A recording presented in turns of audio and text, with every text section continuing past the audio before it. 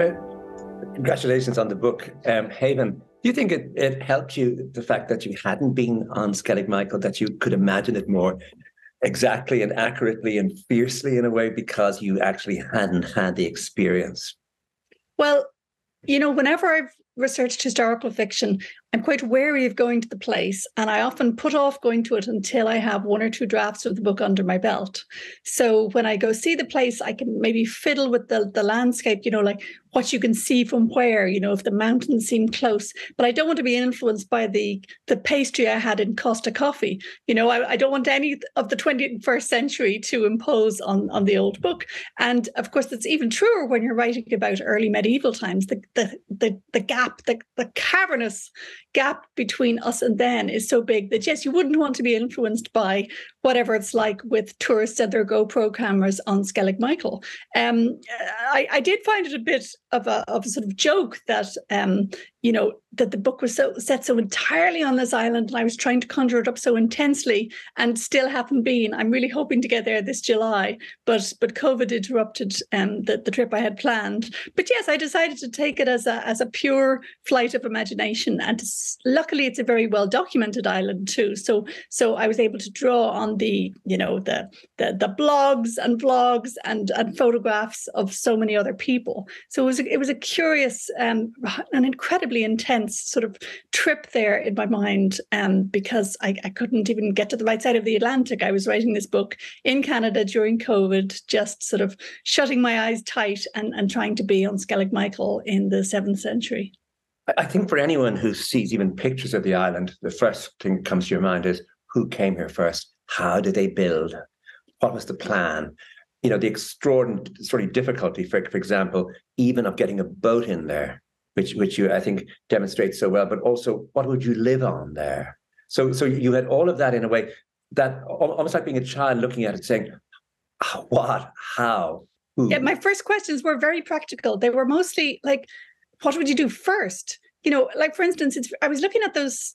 I've only gone around it in a boat, right? So I was looking up at those staircases, and the monks were lavish in their building of these staircases. They didn't just do one in the most sensible place. There are traces of staircases up many different sides of the island. So it's extraordinary the effort they put in. And it must have been very handy once they had cut these steps. It would be easier to bring things up and down. But you wouldn't do it on day one when you were concerned to get a fish for your dinner. So I found, thinking as the monks, I was tormented by questions of, I'm thinking of that book that was very influential a while back, the 7 Habits of Highly Effective People. The steps are important, but clearly not urgent. And yet, if you put them off for 10 years, then you never have the benefit of the steps to get your bags of birds' feathers up and down. So yeah, I found myself thinking highly, pragmatic questions about what you do when. But then also every now and then I'd say to myself, Emma, these monks were not Robinson Crusoe. They weren't focused on physical survival. They had gone out of their way to make their lives as hard as possible. Early medieval Ireland can't have been that easy in the first place, but they chose to put aside even the comforts that were available to them in their monastery and go find somewhere more austere, bleaker, colder, and harder. So it's an odd survival story, given that the characters in it are not looking for their physical survival or comfort or pleasure in any way. If I were a literary critic writing a book about COVID and COVID novels, you could see this as a COVID novel. You could also see it as a companion piece to Room, in that by choosing only 3 characters and by focusing intensely on their relationship with each other, also on their inner lives, on their solitude, but also on the claustrophobia that they develop in the island, of how closely they sleep together, how much the rules matter, that we see it as a book about people being enclosed as much as people being out in open nature. Very much so, yes. This is not a kind of a, big wild wilderness kind of nature. This is a very locked in small patch of nature, in which one thing I loved about this project was that rather than having to impose a kind of a 21st century cli-fi set of anxieties, climate fiction, that arose very naturally from the story, because the minute they set foot on this island, they are starting to disrupt its ecosystem. The decisions they make about whether to, grab as many eggs as possible, that's going to affect the number of birds available a month later. So it's a perfect kind of closed room mystery, as it were, in terms of humans and their effect on the environment. And yes, as you say, it's extremely claustrophobic. I have to confess, I think I have my limits as a writer. I find it easier to handle a cast of 3 than a cast of millions. When I read someone like, say, Jane Smiley, who, she's got a book about the horse business, horse riding. She has a cast of hundreds and all sorts of different settings in different countries, and she's just masterful at all that.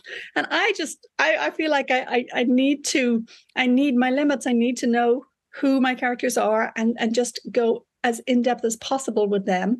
And the smaller my little piece of ivory, to use Jane Austen's description of how she wrote her books, the more in control of my material I feel, which means I've repeatedly put my protagonists through appallingly constrained and confined situations. Yes, I often feel like a bit of I feel like their captor, to be honest. I mean, I see that knowledge and that idea of those limits as a kind of genius where, instead of trying to create a panorama, you move your camera inwards and you get a sort of intensity. And what the problem the reader has, and the sort of way in which, I mean this as a problem, that your expectations always are, once you have a novel about the sea, and once you have a novel about people in remote places, that some immense catastrophe is going to take place. I'm thinking about, say, Brian Moore's Black Robe, the amount of violence and cruelty, which is another novel set among religious people moving into a remote place. The amount of violence and cruelty. There's a savage sort of violence in the book.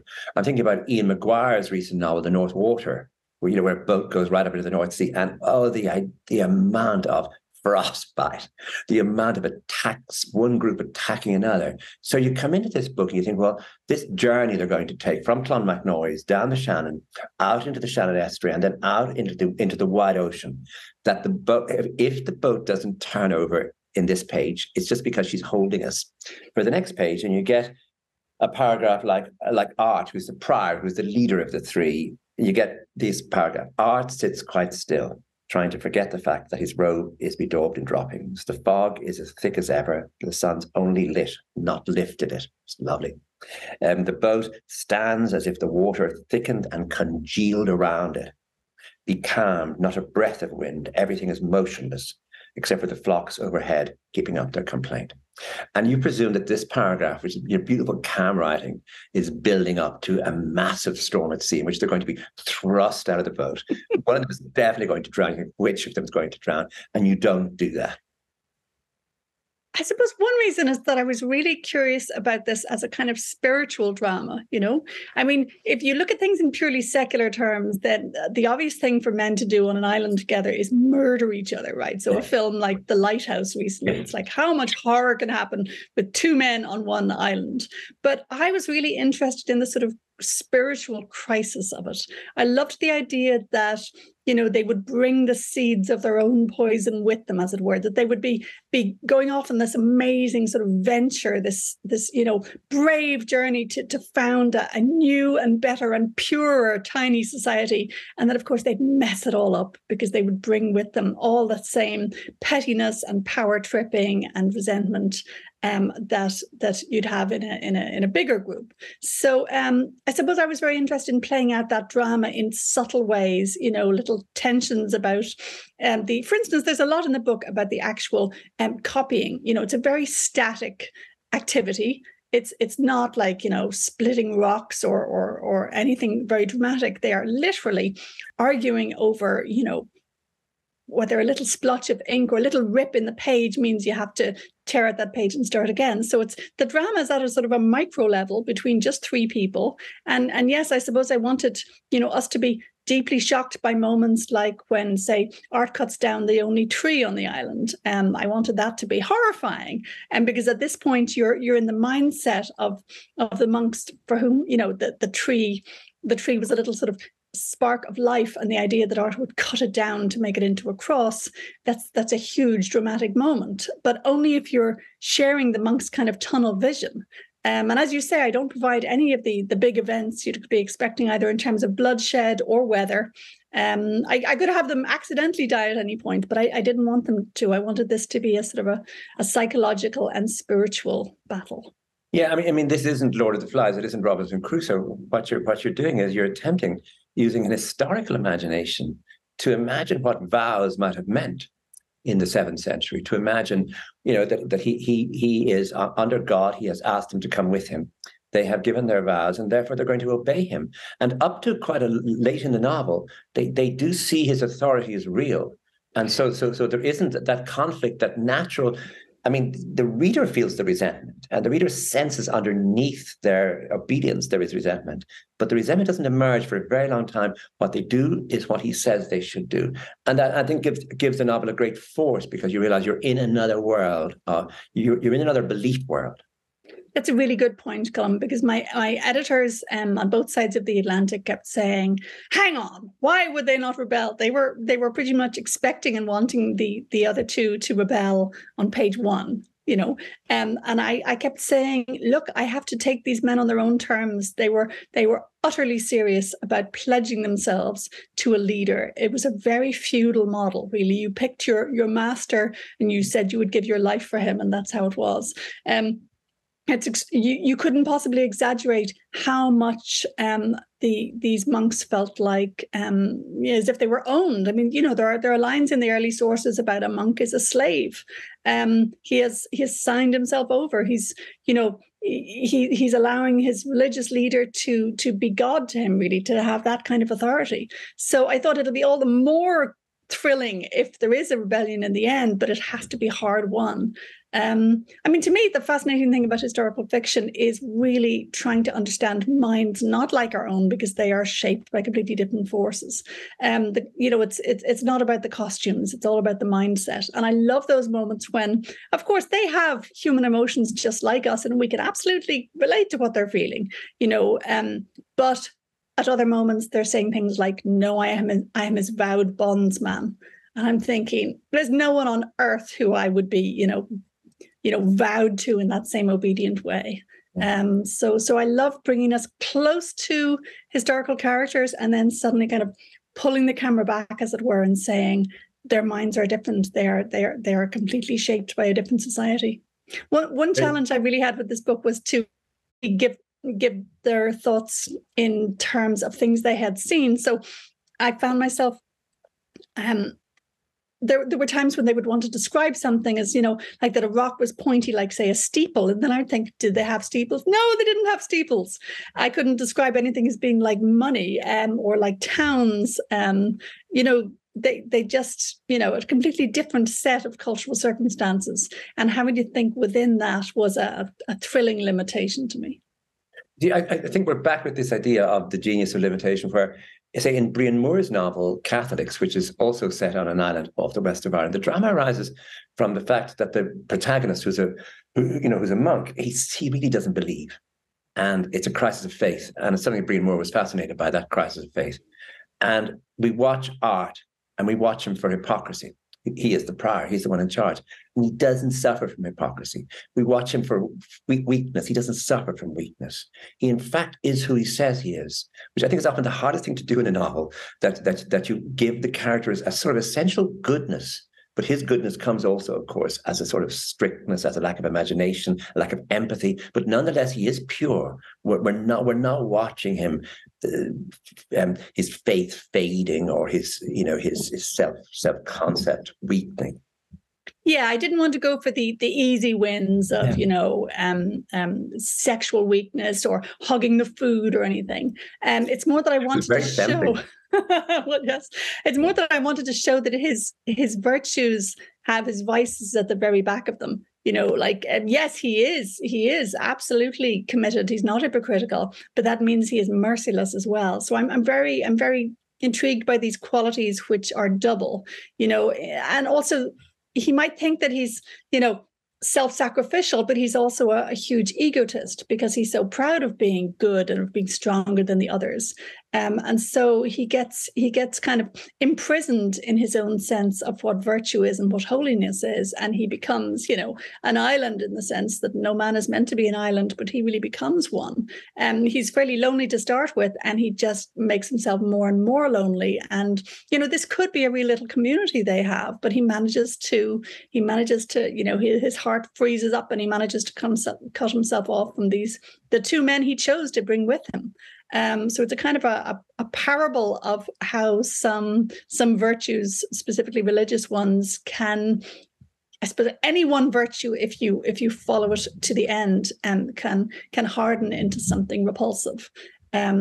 Just as the sheer obedience and dogged loyalty of Trian and Cormac, there comes a moment when they have to say, "I'm just being a fool here." Yeah. There's also a parable, as you said earlier, about the environment, that anyone reading it now says, oh, look, from the moment they arrive, as you say, on the island. Could you take us through, and could you even help me with the pronunciation of the Great Auk? Great Auks, yeah.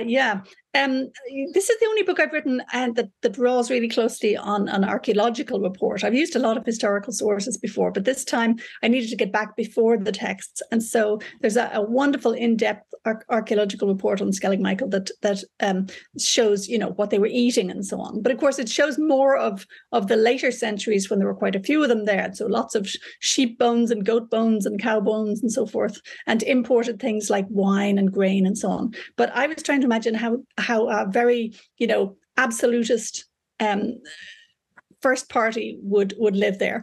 And even though we don't have bones of great auks among the birds that they did eat, we know that they ate mostly birds. And I looked at a lot of Atlantic seaboard communities to try and work out how they might possibly have been living there. So I didn't just look at Ireland. I looked at islands off Scotland, Newfoundland, that kind of thing. And I would say the great auk, which was this massive upright sort of child-sized bird, it was a huge food source, and it was eaten into extinction. So I thought, okay, I'm going to have one of the key birds on Skellig. And I really chose a cast of bird species just as I was choosing a cast of humans. I thought one of my key birds is going to be one that I know became extinct because and they that's couldn't a lovely fly. example. Mm-hmm. No, they couldn't fly. Now they could swim, right? But they couldn't fly away. So they were very vulnerable to being just, grabbed and throttled. And I found in one particular source, I think it was 16th century Newfoundland, I'd been mulling over how on earth the men are to cope when they run out of firewood, So I found this source in Newfoundland where they described a fire of puffins to cook puffins. And the idea of this kind of hellish broigle scene of birds being used as fuel and as food in a just kind of, endless circle of wasteful consumption of these birds.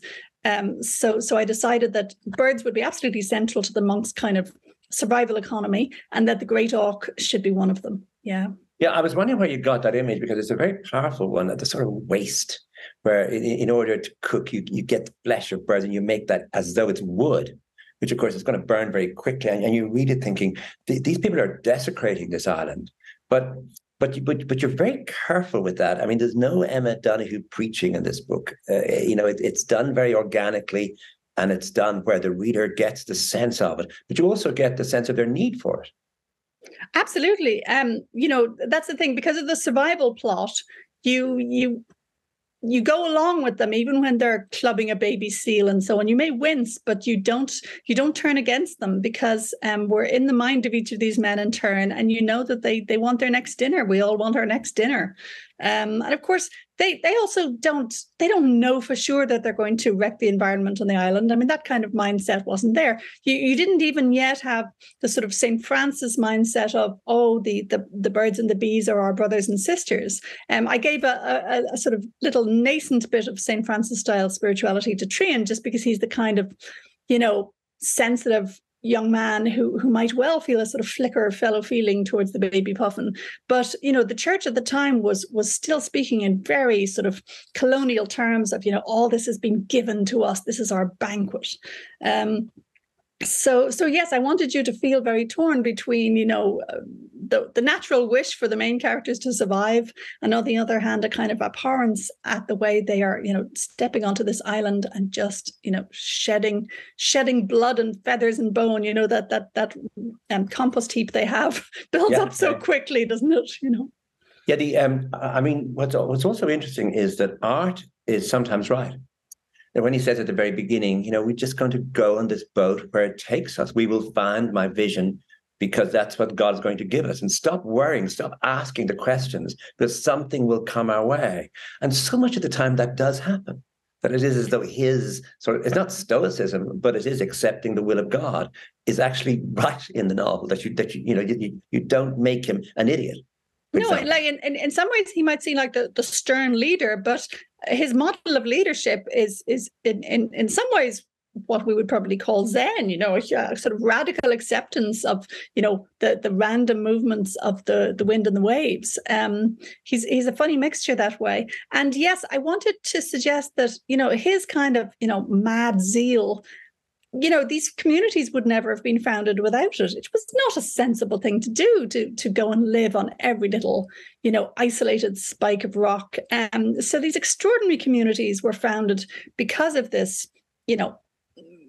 crazy courage and love of austerity for its own sake. And, extraordinary works of art like the Book of Kells came out of this sort of lifestyle of, complete commitment of your body and mind to making something beautiful. There was a special word for the kind of depression that only scribes had. This was an extraordinarily tiring and physically difficult task, and the idea that they did it in circumstances when they had their own physical needs to see to, but no, they decided that copying books came first. And of course, there's an obvious metaphor there that you do yourself, Colm, that writing books can feel like this too. The world is full of books. Yeah. Why am I going to such efforts to make more? What is this compulsion? One of the things that's marked your work, so many of the books, is how lightly you wear research. You wear your research, and how much research you must do for certain books. So this book, for example, obviously we talked about bird life. We talked about the topography of the island itself. The island is a player in this game. It's not somewhere you haven't been. It's somewhere you have not only imagined, but obviously you've looked at it very, very carefully, the different levels, the plateaus, how certain places are reached. And you've obviously done research on how to build a house on an island with stone. So I wonder, in other words, it's a big drama because, of course, the prior wants the church built, the little church built first. He wants the altar built. And the other two say, well, yeah, it'd be great if we could build a shelter for ourselves. The winter's coming. He said, no, you do this first. And then we get a very beautifully light account, but I struck me as accurate account of how you would build a house on an island. How do you know that? Thank God for all those actually men in many cases who will put step-by-step instructions and videos online of their various skills. There are lots of reenactors, there are enthusiasts for, sort of Neolithic life who'll tell you how they, carved their own pipe out of a swan bone, that kind of thing. And with the stone building, yes, I found marvelous sites that took me step by step through the shaping of a stone and which stones to choose and the bad qualities to look out for and the ways to wet a stone and try and sort of perceive its hidden weaknesses. And one thing I realized is that it's all about choosing the right stones and then having an eye for the perfect stone. You don't want to have to shape the stone to a great degree. So it's much better if you spot the correct stone, as if you're doing a jigsaw puzzle. But of course, as time goes on, you've collected all the good stones, and now you're roaming over the entire island, picking up stones that are not the right shape at all. So the task would get harder and harder as you go along. And yes, I loved the fact that stone building is a very sort of sensible, pragmatic business based on principles of physics and geology. But of course, art is bringing in a spiritual set of priorities and saying, yes, altar first and then chapel and so on. Always putting off the need to make a roof over their heads. Sorry, even though the Skelligs are most known for those little beehive huts, they were not the earliest thing built, and there's no reason to believe that they would have been a priority. They're just such a perfect shape that they have tended to last very well. Yeah, I mean, I hesitate to say this to you, but you're also a bit of an expert on bird killing and on how to get oil out of certain birds. I mean, is there? Tell us about that. Well, yes, I don't think I found any videos of how to squeeze them, but there were certainly a lot of videos showing you how to pluck, for instance. What order to pluck the different feathers and what angle to pull them at, and so on. So yes, I did a lot of haunting message boards where people would consult each other on how, for instance, how you would keep fire alive when you were traveling. So people out there who have really made themselves little reinforced leather pouches to carry coals in. I've never done any of this historical recreation stuff myself. I've never killed a bird. I've barely jointed a chicken.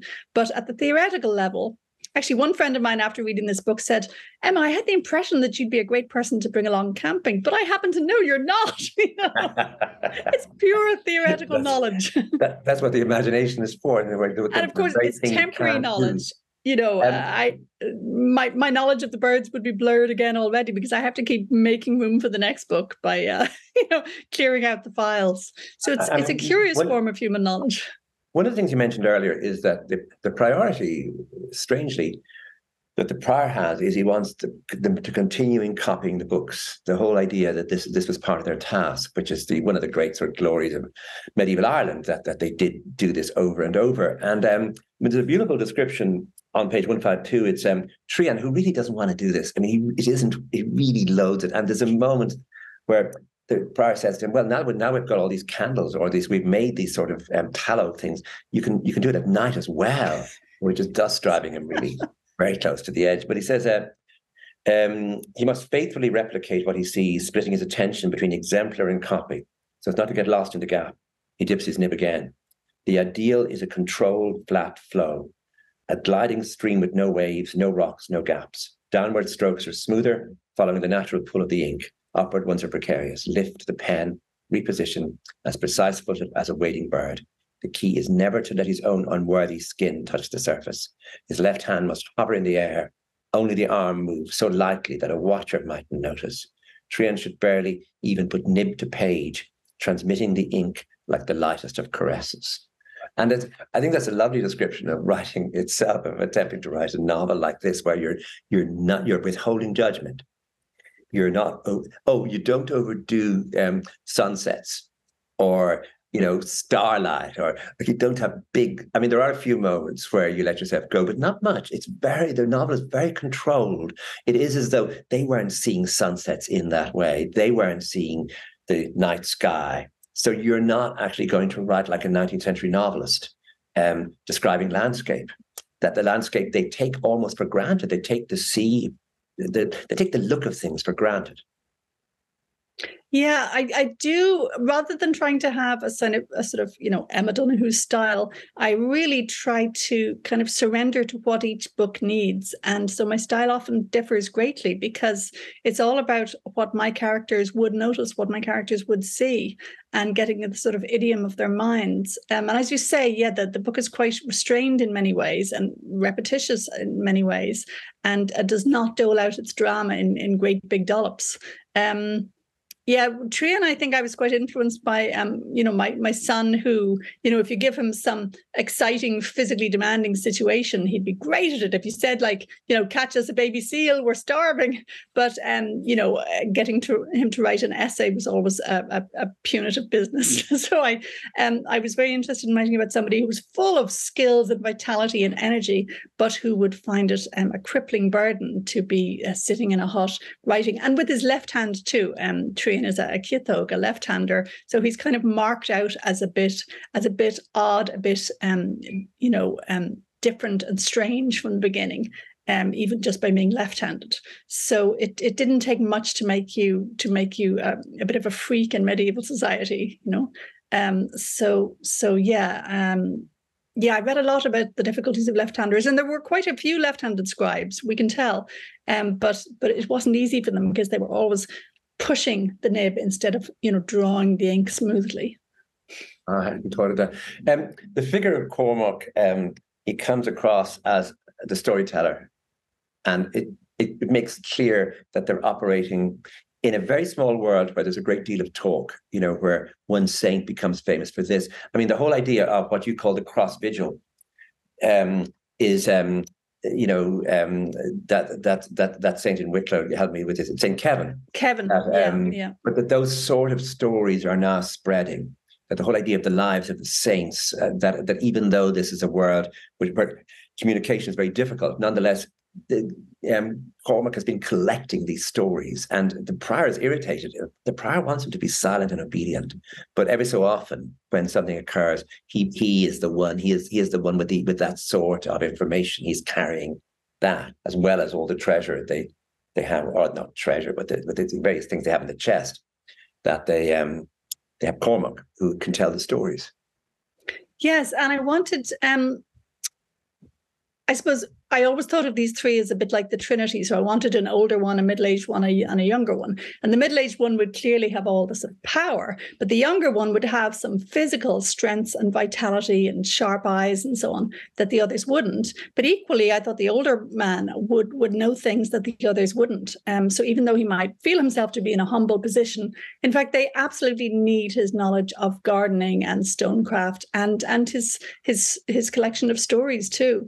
And I wanted to make him a convert, like many in Christian Ireland at the time. He had begun as pagan, and then in a very pragmatic way, he'd switched over, but he'd brought with him that sense of, what's a good story and who are the sort of vivid characters. And I like the idea that the saints, although this rather homogenous group of, say, Scottish men, that in fact they would be a sort of a pantheon of interesting characters, some very harsh and some much more friendly. And you even get contrasting stories about the same saint. I think there's one story about the one that Seamus Heaney famously used in a poem of Kevin finding that a bird nested in his palm when he was in cross vigil. He stayed in that position until she had, got her nestlings out into the world. But there's other stories where he curses or smites birds. So the attitude to nature in that early Christian literature is very interestingly ambivalent.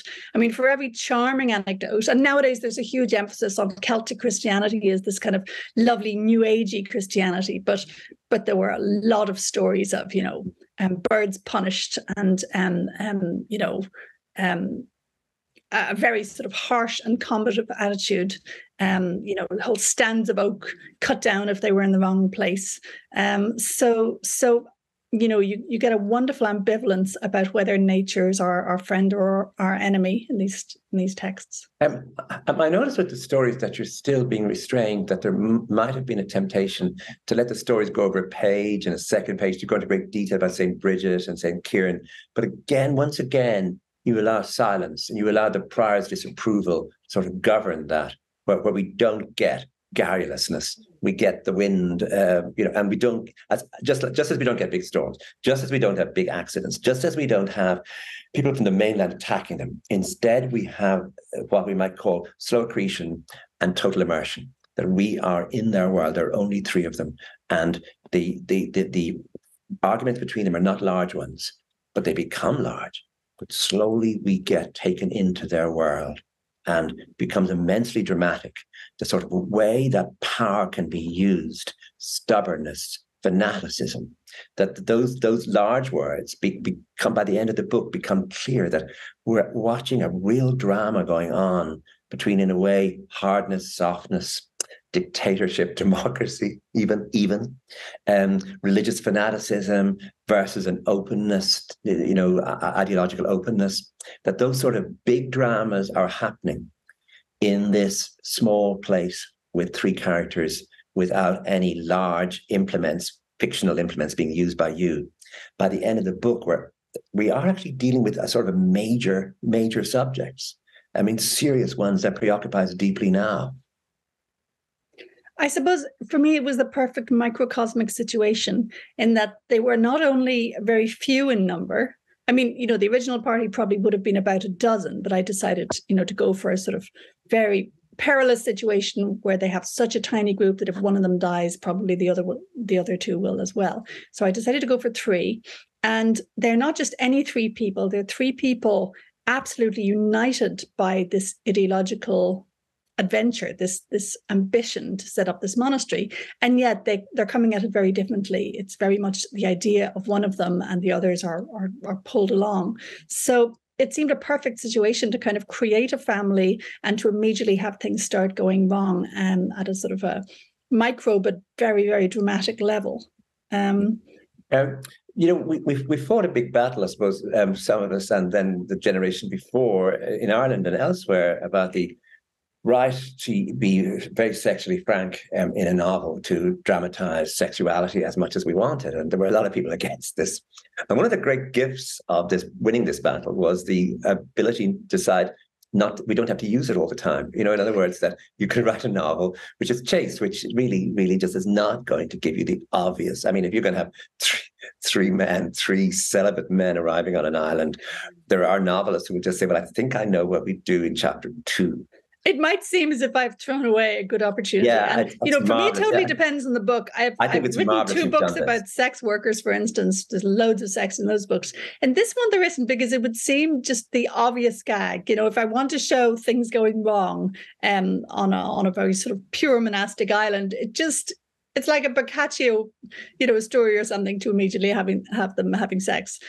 So I just decided that I wanted the dramas to be otherwise, And also I did want the whole thing to hinge on gender in the end.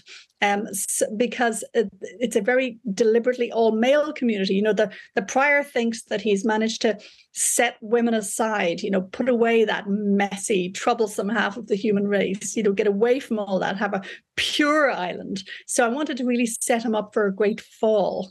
So in a way, I was playing a longer game, rather than having their sexual desires early on bubble up and start to cause trouble. I was really wanting to allow the prior to think that he's created a situation where everything's controlled and pure, because they're all men, and where he's very interested in reproduction, but reproduction of the books, And I wanted to really set him up for an enormous disappointment. In July, when you go to the island, you really could open a novel with a great description of as she looked up at the island, she realized that she had already been there.